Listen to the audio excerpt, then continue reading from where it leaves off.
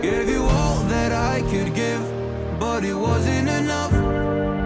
Oh, oh. Tried to show me how to live when I was numb. And why did I never listen when you would listen to me and make the wrong decisions, resisting the help I need? Oh, I know I could have done better. Oh, to keep you next to me. They say to blame it on the weather. Oh, hell no. I could have done better. I could have done better. I could have done better. I could have done better.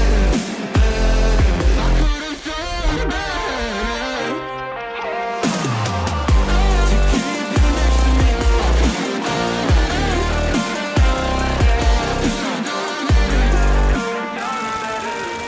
Try to give the best of it.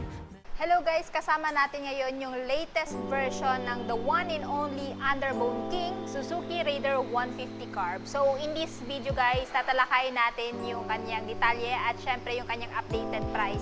So without further ado, let's start this video. So ito nga guys yung latest version ng Suzuki Raider 150 Carb, the King of Underbone. So kung mapapansin nyo doon sa old version guys, meron na din na upgrade dito sa latest version. Red na po yung kanyang cowl dito, and for me napaka-attractive tingnan, lalo-lalo na kung mahilig ka talaga sa color red. At ang kinaganda po ng pagkaka-red niya guys, hindi siya yung tipong lasaw, no? Napaka-bright po nung pagkaka-red niya.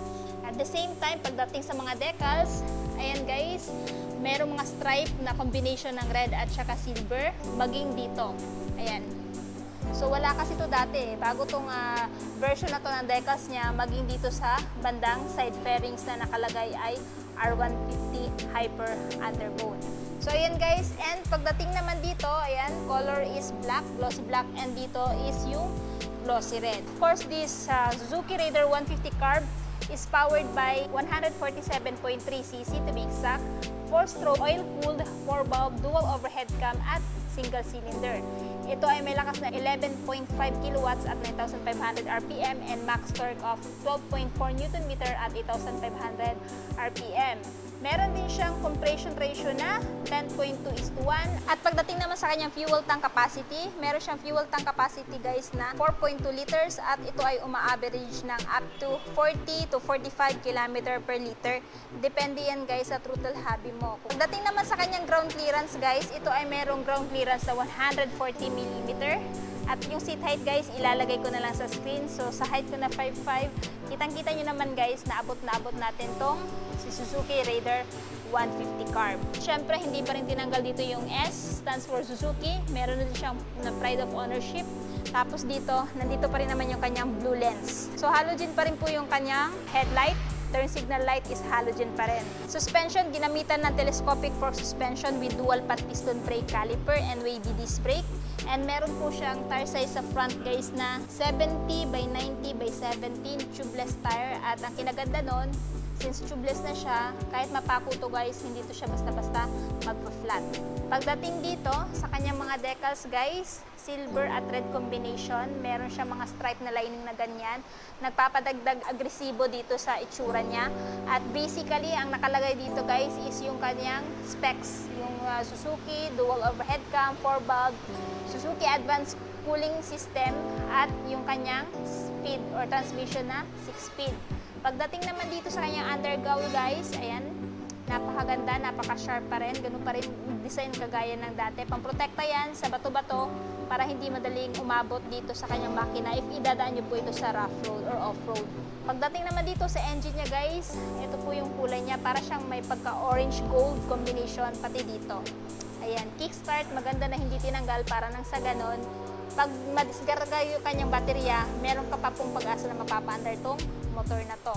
So, nandito yung brake pedal at yung apaka ng driver. Yung tambucho niya guys, same pa rin kagaya ng dati. Foot peg ng angkas. Ayan, chrome yung kanyang heat guard. Suspension ginamit is monoshock swing arm suspension. Sa likod naman is naka-single disc with single pat piston brake caliper. May tire size na 80 by 90 by 17 at IRC pa rin yung brand. Pagdating naman dito sa likod, yan guys, naka-sharp taillight pa rin, full assembly pa rin, same pa rin kagaya ng dati, halogen pa rin, ayan. So, comment down below kung gusto nyo din gawin ni Suzuki na LED light tong kanyang brake light at saka yung kanyang turn signal light sa likod. Sa ilaw ng plaka, wala kang makikita guys, kundi yung magsisilbing ilaw ng plaka is yung kanyang brake light. Ito yung plate holder niya at saka napakahaba niyang rear fender. Pagdating naman dito, ito yung kanyang chain cover guys, which is plastic. Swing arm niya naka-glossy black. Foot peg ng angkas. Ayan.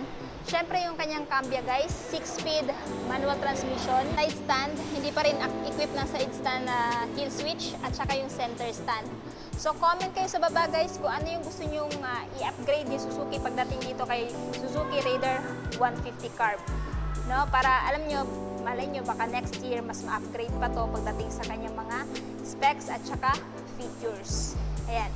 Next, dito tayo guys sa bandang side. Ito yung itsura niya dito sa kabilang side guys. And kung mapapansin nyo, nandun pa rin naman yung kanyang looks na talagang nasasabing siya talaga yung the king of underbone at wala nang iba pa kundi siya lang.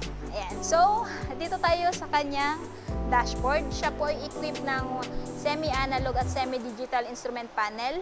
Merong isang button dito guys which is mode. Ayan.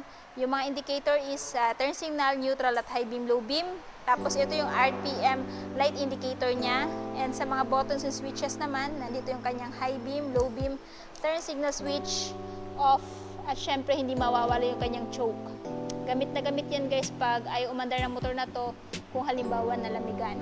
Pagdating dito, ayan, electric start at syempre yung kanyang kickstart. So, itong side mirror to guys is yung typical side mirror ni Suzuki Raider 150 Carb. Pero kung if I were you guys, huwag na kayo magpalit ng aftermarket since napakaganda po ng side mirror na to. Pero kung gusto niyo naman po ng side mirror na talagang maganda, maporma, ayan, meron po akong i-recommend, ipapop out ko na lang sa screen. Ayan. So, ito po ay isang Street King side mirror na pwedeng-pwede sa kahit anong klase ng motor. Sa mga levers naman, ayan, naka-glossy black. Malambot po yung kanyang clutch lever. Tapos ito naman yung kanyang brake lever. So comment down below guys anong gusto nyong i-upgrade pagdating sa dashboard at saka sa features at specs ni Suzuki Raider 150 Carb. Baka malay nyo, next year is, ayan, mapalitan na or ma-upgrade na. So kung interested po kayo dito sa latest version ng Suzuki Raider 150 Carb, the King of Underbone Celebration Red, ito po ngayon guys ay merong updated price na. Ayan, 106,900 if spot cash. Pero kung gusto nyo ng hulugan, down payment is 8,231 at monthly sa 3 years na 5,000 pesos at 3 days na 200. Itong motor na to guys is available lamang sa may LYR Marketing Corporation sa may Kanokotan. Anyway, ilalagay ko na lang po yung full address maging yung phone number nila sa description box para po mas makapag-inquire kayo regarding sa motor na to. So ayun na nga guys, natapos na nga natin ikutan si Suzuki Raider 150 Carb. Ano yung masasabi nyo sa motor na to? Sulit pa ba siya this year 2024?